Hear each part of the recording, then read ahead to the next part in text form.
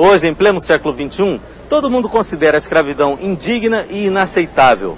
Mas, há pouco mais de um século, comprar e vender gente era uma atividade perfeitamente legalizada e altamente lucrativa, embora cruel e desumana.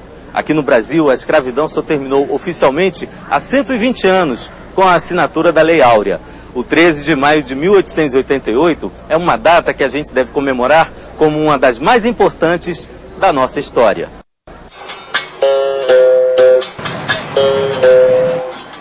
Neste programa, vamos conversar com dois dos maiores especialistas sobre o tema da escravidão no Brasil.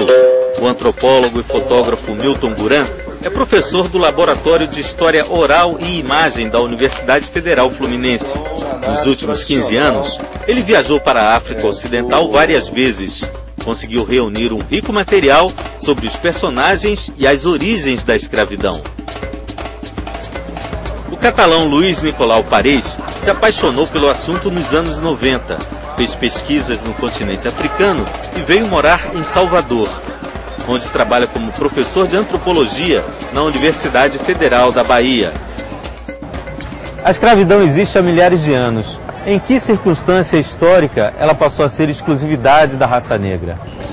Bom, como você bem apontou, a escravidão é uma instituição que não é exclusiva da África, mas aqui, sobretudo, a partir da conquista ou do descobrimento europeu dos portugueses da costa atlântica, a partir do século XV, começou a ser também um dos lugares onde se embarcavam, onde eram escravizados os africanos para ser levados para Portugal, para São Tomé, claro, mais tarde, já no século XVI, para o Brasil.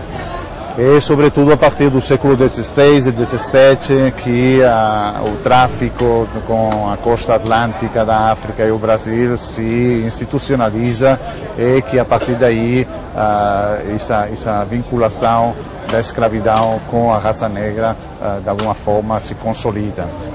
E o tráfico, como é sabido, se estende no século XVI, nos primórdios da conquista do Brasil, até a metade do século XIX. Normalmente se marca essa data de 1850, mas sabe-se que já até mais tardiamente, 56, há referências a desembarques clandestinos aqui na Baía da Bahia.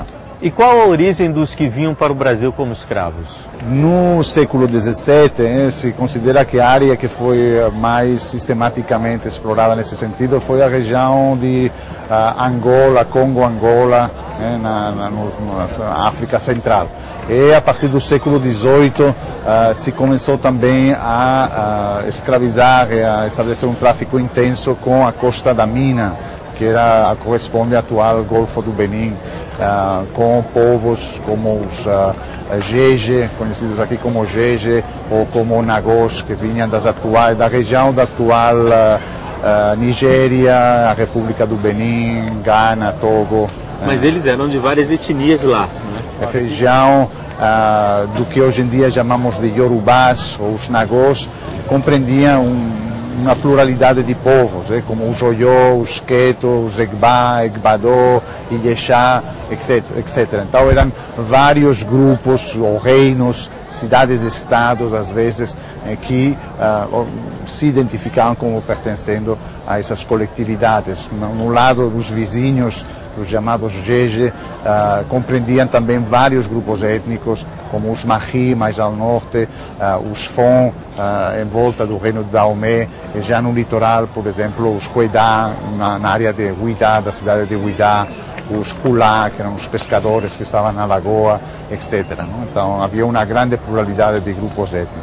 E no Brasil, todas essas etnias, que eram várias, são subdivididos em grandes grupos, né? Como os Jejes, os Angola. Efetivamente, no contexto do tráfico, na hora de classificar e de controlar um pouco essa população escravizada, os traficantes inicialmente começaram a utilizar essas categorias mais amplas, como Jeje, como Nagô, que incluíam uma pluralidade de grupos diversos sob esses termos guarda-chuva, poderíamos dizer. Aí apareceram esses nomes de Nagô para designar a todos os povos que hoje em dia falam as línguas iorubás, ou Jeje para designar a todos aqueles que estavam sob a influência do reino do Daomé.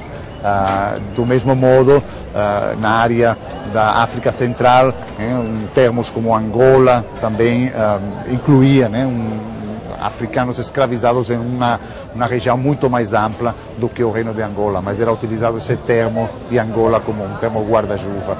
Historicamente, os Jejes e os Nagôs tiveram grandes diferenças, entraram em guerra por conta dos conflitos que existiam antigamente entre o reino do Daomé e o reino de Oiô.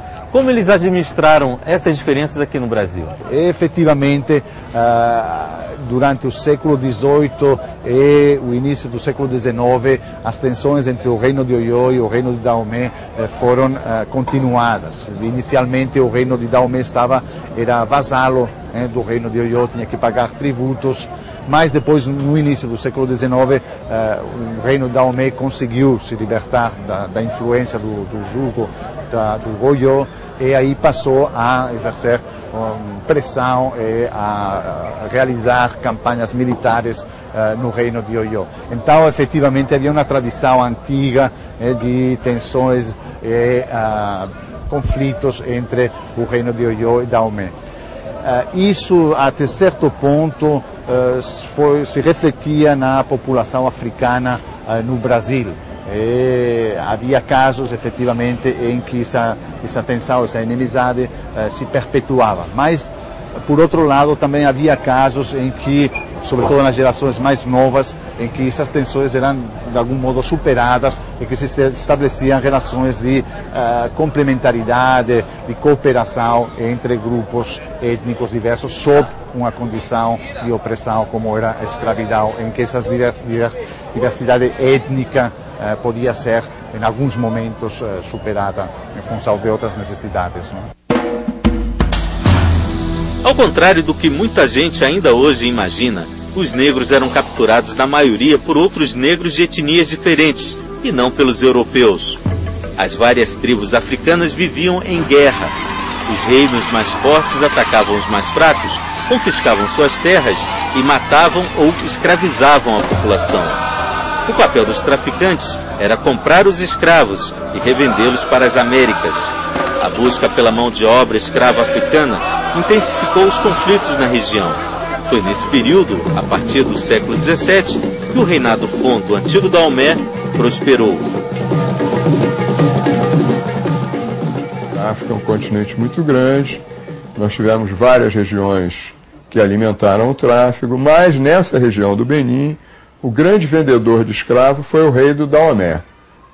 O Daomé se constituiu em uma potência regional, sobretudo a partir do século XVIII, final do século XVII, começo do século XVIII,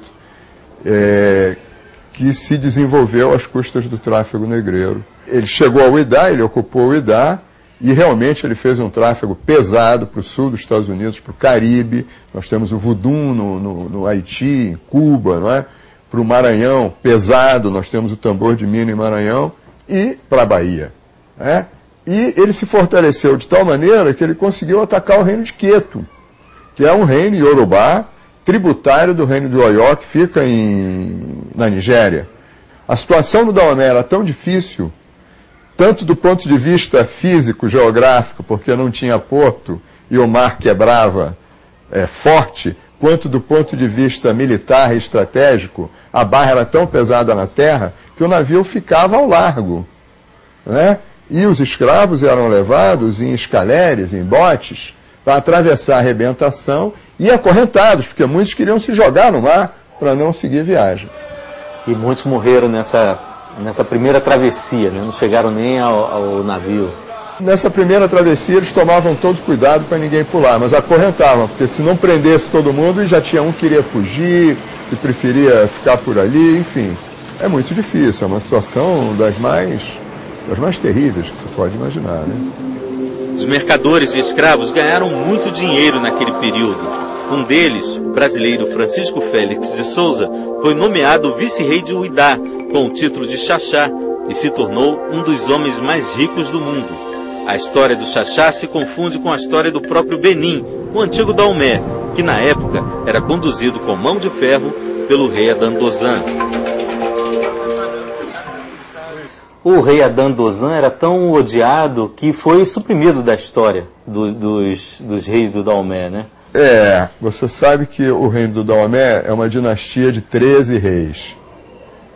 Pois bem, tirando o Daomé, você só tem o Japão com 13 reis, né? E na Europa você nunca teve 13 reis seguidos. Quer dizer, você pode ter o número, mas você não tem a dinastia, aquela mesma família ali reinando. E no Benin você teve com um único golpe de Estado explícito. Foi o que derrubou Andadozan. Então, o pai do rei, o rei Agonglô, foi o pai do Andadozan, nomeou o Andadozan regente, enquanto seu filho mais novo, que era o sucessor, chegava à idade de 18 anos para assumir o trono. E o Andadozan calçou as sandálias do reino, como se diz lá. Ele se coroou rei e não quis passar o trono para o irmão. O irmão, que tinha 10 anos, 18 anos depois, ele era um homem feito, com 28 anos, e com seus partidários dispostos a virar o jogo. Agora, a bem da verdade, o Andadozan, ele foi um chefe militar que fortaleceu o reino. O Daomé se transformou rico, realmente, atacou Queto e se libertou através do pulso de ferro do Andadozan, que era um homem muito cruel. E fez coisas inacreditáveis. Por exemplo, conta-se que ele apostava o sexo das crianças na barriga da mãe. E não tinha paciência de esperar. Ele, por exemplo, havia o costume de mandar mensagem para os ancestrais. Como é que você vai mandar mensagem para o ancestral? Através de alguém que morreu. Então havia o costume de se sacrificarem dezenas de escravos para mandar mensagem para o ancestral. E isso dava um prejuízo danado para o Andadozan, porque ele vivia disso exatamente. E ele então decidiu que não adiantava mandar mensagem para o ancestral apenas com os escravos, porque o ancestral não ia reconhecer, não ia acreditar. A mensagem era tão importante que deveria ir um príncipe junto. Bom, quando falou em mandar um príncipe junto, acabaram-se os telegramas, né? Então o Andadozan, ele foi, por um lado, amado pelo exército, por outro lado, temido e odiado pelo povo, e se indispôs com a nobreza, né, e com a questão palaciana. Essa situação em que o príncipe herdeiro se viu alijado do trono, levou o príncipe herdeiro a fazer um acordo exatamente com Francisco Félix de Souza, que foi à capital do reino, Abomé, para cobrar do Andadozan uma dívida de venda de escravo. O Andadozan ficou indignado. Disse assim, eu me pergunto, conta a história, né, lenda? Ele disse, eu me pergunto, como você ousa afrontar o ídolo dos daomeanos? Deve ser porque você é branco. Então, eu vou te botar num tonel de indigo, dia sim, dia não, até você ficar preto, aí eu corto a sua cabeça. Então estava o Francisco Félix de Souza preso no palácio do Andadozan, quando o príncipe fez um acordo com ele. O príncipe o ajudava a sair, a fugir, e ele supria o príncipe de pólvora, tabaco, cachaça e armamento, e sustentava a deposição do rei. E para sacramentar esse acordo, eles fizeram o chamado pacto de sangue, que é uma tradição do reino do Daomé, que é aquele pacto de sangue que a gente conhece dos índios norte-americanos, e viraram irmãos de sangue. O príncipe, na verdade, assumiu o trono e designou, então, o Dom Francisco para o cargo de vice-rei de Uidá, com o título de Xaxá. E deu, inclusive, a ele o monopólio do tráfico de escravos. É verdade, deu a ele o monopólio do comércio exterior, como eles dizem.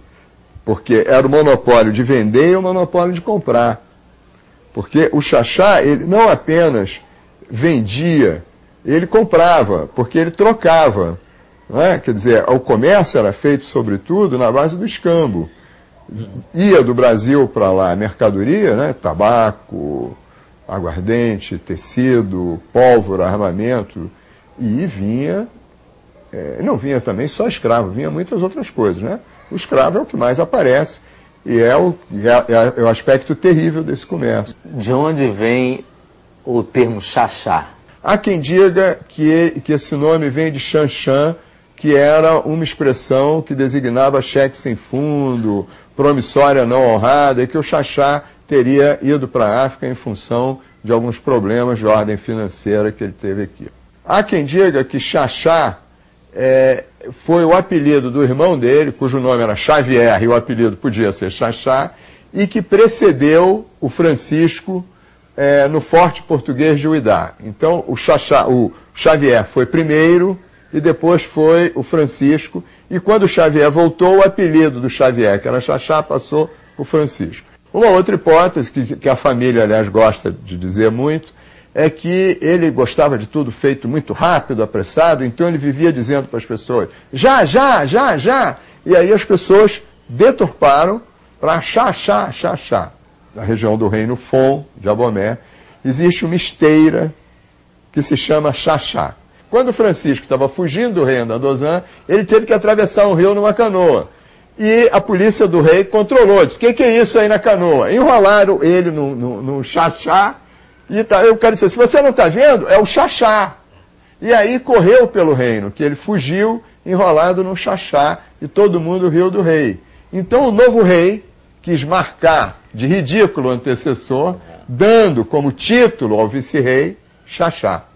E essa me parece a hipótese mais plausível. O professor Luiz Nicolau Pareis se especializou no estudo das religiões africanas no Brasil. A influência dos cultos aos voduns e aos orixás acabou dando origem ao candomblé em suas variadas vertentes. Mas, no início, os negros encontraram um ambiente hostil para praticar suas religiões em nosso país. Foi, sobretudo, a população liberta, né, que nos contextos urbanos teve mais oportunidade de se organizar para tentar reproduzir, na medida do possível, os cultos trazidos da África. E, efetivamente, o candomblé, essa instituição religiosa que se constituiu a partir dessas diversas influências africanas, foi, sobretudo, um resultado desses libertos que tinham acesso à propriedade da terra, por exemplo, a locais estáveis, a ter recursos para organizar cerimônias de vários dias. Então, foi a partir dessas novas condições dos libertos que essa instituição do candomblé conseguiu se organizar aos poucos e se consolidar com o tempo ao longo do século XIX. Durante 2 séculos, a economia brasileira dependeu basicamente do sistema de escravidão. Era um investimento seguro e altamente lucrativo.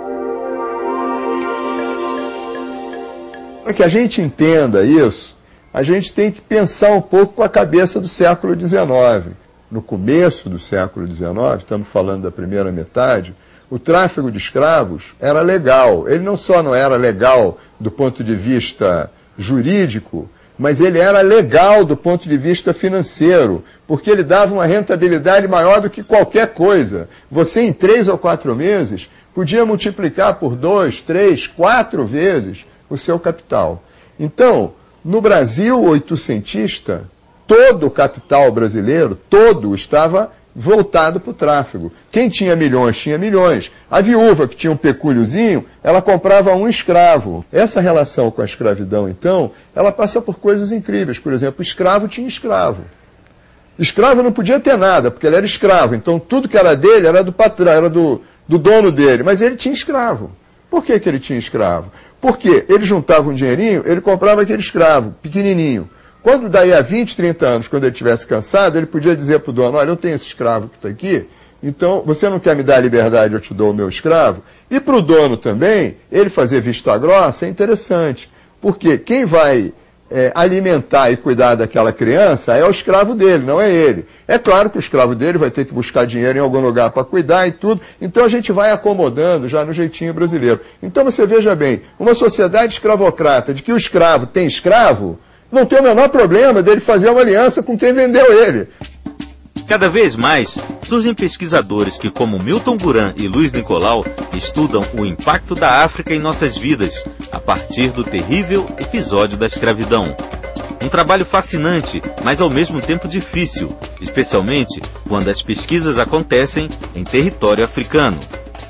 Essa capacidade de fabulação dos africanos dificulta um pouco a reconstituição histórica, não? Olha só, de fato, a fabulação é muito grande, mas nós, antropólogos, nós vemos isso como uma construção mítica de uma, digamos assim, de uma dimensão simbólica do que é aquilo. E nós trabalhamos com mitos e símbolos que são, digamos, o esteio da cultura. Então, na verdade, a fabulação, para nós, é mais uma matéria de trabalho, uma matéria-prima de análise, de reflexão e de trabalho, do que um estorvo e um problema. Pode-se dizer que, para antropólogo, quanto mais mito, melhor.